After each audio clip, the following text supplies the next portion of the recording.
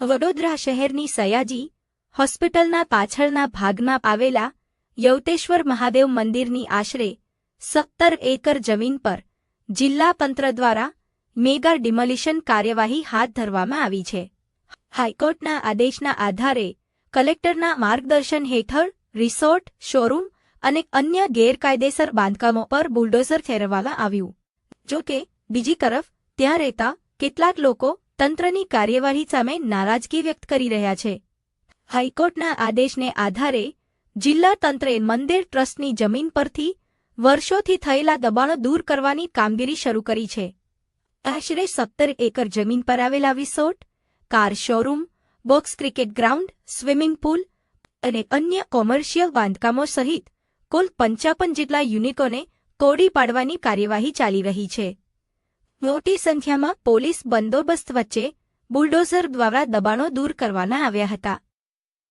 જિલ્લા તંત્રનું કહેવું છે કે સમગ્ર કાર્યવાહી હાઈકોર્ટના આદેશ અનુસાર કરવામાં આવી રહી છે અને બાકી રહેલા દબાણો પણ દૂર કરવામાં આવશે. પરંતુ બીજી તરફ સ્થળ પર રહેતા કેટલાક પરિવારોનો આક્ષેપ છે કે તેમને ઘર ખાલી કરવા માટે પૂરતો સમય આપવામાં આવ્યો નહોતો. તેઓનું કહેવું છે કે પોતાની ઘરવખરી અને સામાન બહાર કાઢવાની પણ તક મળી નહીં અને અચાનક જ બુલડોઝર ચલાવી દેવામાં આવ્યું, જેના કારણે અનેક પરિવારો મુશ્કેલીમાં મુકાયા હોવાનું તેમણે જણાવ્યું. એક તરફ જિલ્લા તંત્ર હાઈકોર્ટના આદેશનું પાલન કરીને ગેરકાયદેસર દબાણો દૂર કરવાની વાત કરી રહ્યું છે, તો બીજી તરફ અસરગ્રસ્ત લોકો પૂરતો સમય ન મળ્યાનો આક્ષેપ કરી રહ્યા છે. અરે આ સમગ્ર મામલે આગળ શું વળાંક આવે છે તેના પર સૌની નજર છે. ડોક્ટર ક્વાર્ટર્સ, યવતેશ્વર કમ્પાઉન્ડ, અહન બંગલો, ડોક્ટર ક્વાર્ટર્સ પૂરું જ બધું જ. એટલે અમારી જોડે જેમ જેમ કાગળ મંગાયા એમ અમે લઈ ગયા. બધા સાજા કાગળ પડ્યા તો બી એ લોકોએ અમને કોઈ જવાબ નહીં આપ્યો.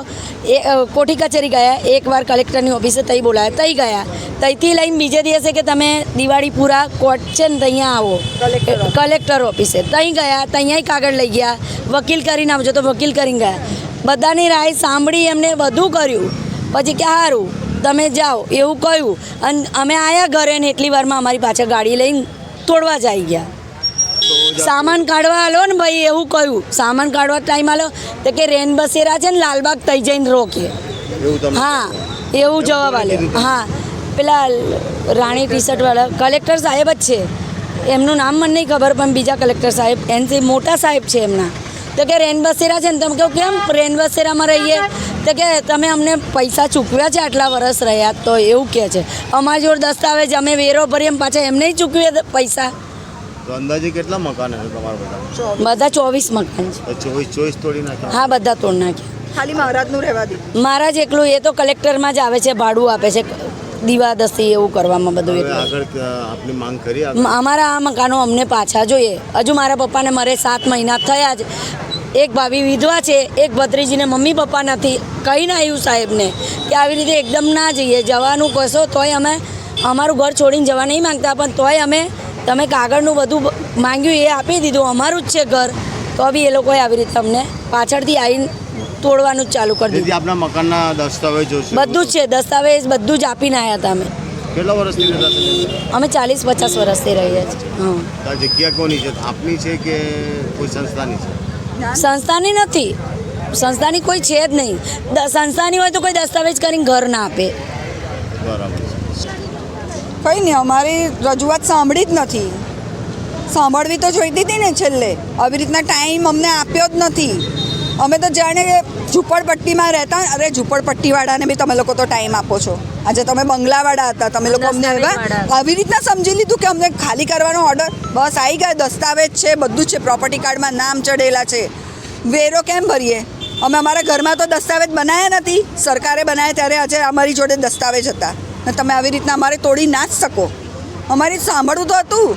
અને અમને હાઈકોર્ટમાંથી અમે ચલો હાર્યા, પણ સુપ્રીમમાં જવાનો અમને બીજો રસ્તો હતો, એ તમે ના આપ્યો. 13 તારીખ સુધી એ લોકોએ રાહ જોઈ. 13 તારીખ પછી સુપ્રીમ ખુલવાની હતી, એની પહેલાં અમને નોટિસો આપી દીધી. 13 તારીખે એમને નોટિસ આપી કે ખાલી કરો. અમે રજૂઆત કરી કે હજી અમને ટાઈમ આપો, પણ કોઈ ટાઈમ આપવામાં આવ્યો નથી. આપણા મકાન કેટલા છે અંદાજે અંદર મકાનો? 24 મકાન. આપણું બી મકાન? હા. દસ્તાવેજ છતાંય તમે કે દસ્તાવેજ આજે અમે 64ની સાલમાં દસ્તાવેજ બનેલો છે. મકાન મકાન એ જ ત્યારનું જ છે. 60 વર્ષ ઉપર તો અમને અહીંયા જ થયા છે. પાડી દેવામાં આવે છે. હા, બધા પાડી દીધા. બામણ કાઢી દો. સામાન અડધો તો ગયો.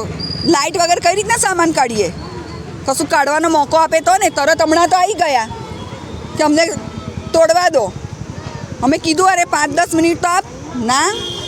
એટલે આપનું કેસ ચાલુ હતો. હા, કેસ આપનું ચાલુ હતું. ચાલુ હતો.